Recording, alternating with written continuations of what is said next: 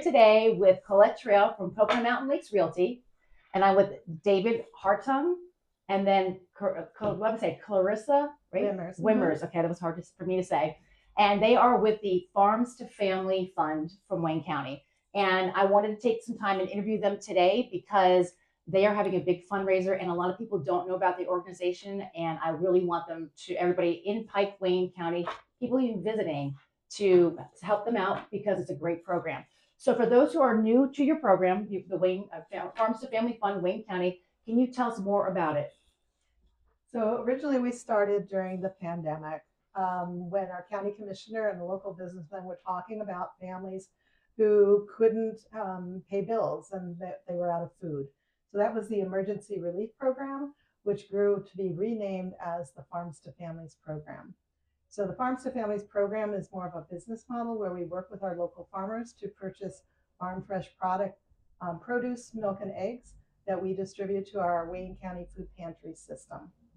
Okay, and then how does it how does your work help right here in Wayne County? I know it's how could you go a little bit more in deep, like how does it work, the whole program? So it's really a nice what we call a win-win because our local farmers are choosing their wholesale rate that they give to us, and then we purchase it through the Wayne County Food Pantry System through the Farms to Families Fund to then distribute to our pantry consumers. So it's giving our farmers a way to diversify how they sell their products, and it's also giving our food pantry consumers access to local, fresh, and wholesome, nutritious food that they otherwise wouldn't have access to. And and so really, it's supporting our local economy, it's supporting our local folks, and it also, and what came out of the pandemic and that we saw when national food chains broke down, it supports our local food chain so that in case there's another emergency, in case there's another whatever that might come up, that we are prepared so that we have a means to get food access to people that are in our local communities. And I love the fact that it's you're giving whole fresh food and not just produce, not produce like byproducts that's just processed into it. That's the whole idea. Yeah. And also the self-sustainability within the community for one to take care of the other. And the farmers have a whole nother take. They look at it like it serves three different purposes because the more, farm fresh food they're able to sell to the pantry, the more farm hands they can hire. And so it's just a trickle down effect the whole way. So Colette, I want you to tell your story of how you got involved. And Colette is amazing at what she did. She's just like, oh, I'm not going to donate. She is all in. So I want you to tell how this all happened. Okay, so I think I've already told you this story, Lisa, but I'll tell you all again. Is just sitting on my couch one day, knowing that I needed to do something more, something that meant something more. Like we all live truly blessed. Not everybody does. How can I help in that manner? And so I was in my truck driving downtown and saw church was giving out Thanksgiving Day meals and whatnot. And so I stopped and asked, like, how can I help? And they were just like, oh, well, we need a check for hams for Christmas meals. And so I wrote them a check for hams for Christmas meals. And I jumped back in my truck and started to drive away and said, yeah, I can write a check and it's real super simple. It's easy, but that's not what I should be doing. So I turned the truck around and went on down and tried to meet with the head of the food pantry, which I didn't know at the time was Clarissa or who it was. And they sent somebody down to talk to me. And I basically just said to them, like, what I want to know is what is it that you need here? Like I know people drop off food. I know people give money. I said, but I want to know what you need. I want to help with what you need. And they said, 1 minute. And they ran back upstairs. And then a few minutes later, down came Clarissa. And she said, well, that's a loaded question nobody ever asks. And basically, that's when she introduced me to the Farms to Families. And she explained the whole program to me. And I looked at her and said, I got this. And I left. And little by little, it's been a year now, just over a year now since that all happened. And it was definitely in need of reviving because there wasn't any money for the program. And so we started running these fundraisers and we were able to collect quite a bit of money and get it back on track. And we want to continue to make sure it stays on track. So we're going to keep having these fundraisers. Speaking of fundraisers, this Yes. brings us to our next fundraising event. There is going to be a fundraise event on Friday, March 13th from 5 to 8 p.m. at the Runaway Train in Homestead. So what can people expect from this event? Well, just like the other events, everybody donates baskets. We've had like such a good response from the community. We get sponsors to sponsor our booklet. We get donations from all the local businesses. They donate baskets and whatnot, and it's just a huge basket raffle. There's food and drink available if you so choose to, and it's just a really good time. People from community, from businesses, from realtors, and everybody, we all just come together and have a really good time. Live music. Live music. Mr. Jones and me, he's going to follow me around and do all these fundraisers with us, and so we're blessed to have them as well. You're also going to be able to meet some of the farmers we do business with. Yeah, Oh, so the wonderful. farmers come and they help me give out the baskets.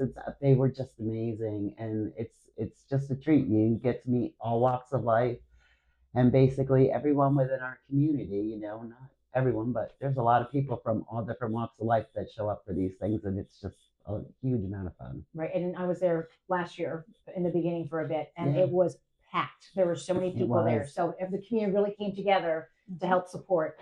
They did. They really did. That was the first one we ever did, and to be honest with you, we were just floored on how well it did. And so we do appreciate everybody for coming and supporting us.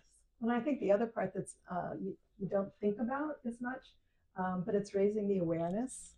So we're talking about folks that we serve, how you can help and have hands-on to help with that, and just to be the educational component of we're here. Because what Colette found when we went out, which Dave and I were not surprised about, was a lot of people don't know what we do. So yeah, nobody knew, and I would say, "Oh, well, let me explain it to you." But it was a thing, and now when you go out in the community and you talk to people, they're like, "Oh yeah," you know, and they know exactly what this fund does. Right, and because of your involvement with the realtors, it brought awareness to our organizations as well, which is great because I didn't know about it until so I keep knocking on the realtor doors, you know, and it's a good thing. It's a good thing because we live truly blessed, like we do, you know, and so giving back, it's a big thing. And it gives people the opportunity to think differently about donations. Correct. So it's not the canned goods, right? It's another way to diversify the food that we give to folks that are in need of our services. So we're looking at the nutritional value. Right, not shelf sustainable milk. We're giving them actual farm milk from Wayne County back on Wayne County tables. It's an amazing process.